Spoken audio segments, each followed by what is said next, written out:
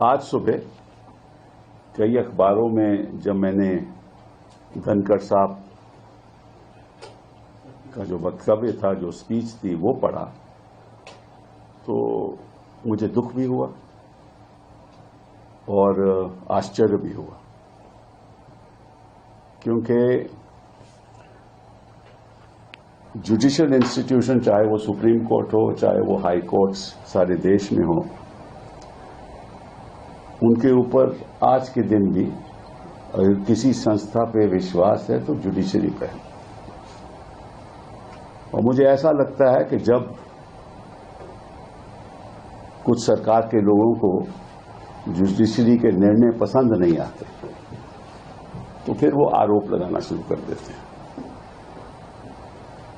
कि ये हद से बाहर है, और जब उनको पसंद आते हैं तो फिर विपक्ष को कहते हैं ये तो सुप्रीम कोर्ट ने फैसला किया। कोई सवाल उठाए 370 पे तो ये तो सुप्रीम कोर्ट का फैसला था। राम जन्मभूमि की जजमेंट पे सवाल आए तो ये तो सुप्रीम कोर्ट का फैसला था, ये तो सुप्रीम कोर्ट का फैसला था। और अगर हाल ही में जस्टिस पारदीवाला की जजमेंट आई तो ये कैसे सुप्रीम कोर्ट कर सकती है? मतलब कि जो आपको जजमेंट सही नहीं लगे, आपके सोच के अनुसार नहीं हो तो वो तो गलत है, और जो आपके सोच के अनुसार है वो ठीक है। और एक कॉन्स्टिट्यूशनल फंक्शनरी को ऐसी बात कहनी मैं समझता हूं उचित नहीं है। मैं उनका बड़ा आदर करता हूं, लेकिन आपने कह दिया कि article 142 is nuclear fissile material, nuclear missile. ये कैसे कह सकते हैं आप?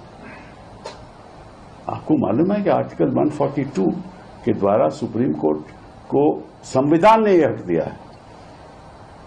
ये किसी सरकार ने हक नहीं दिया, संविधान ने हक दिया है टू डू कंप्लीट जस्टिस। पहली बात ये। दूसरी बात, और ये मैं देश की जनता को बताना चाहता हूं कि president of India is a titular head.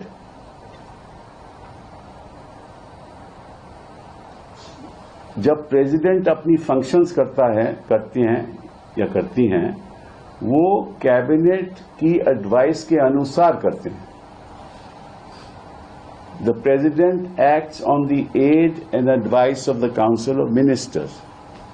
The governor of a state acts on the aid and advice of the Council of Ministers in the state।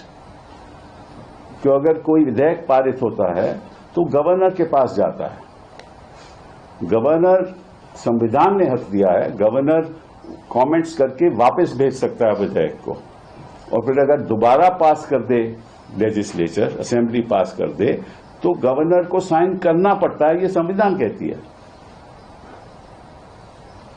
Governor यह भी कर सकता है कि कोई विधेयक हो वो प्रेसिडेंट को भेज दे अपने कमेंट्स के साथ कि मुझे ये सही नहीं लगता, और प्रेसिडेंट अपने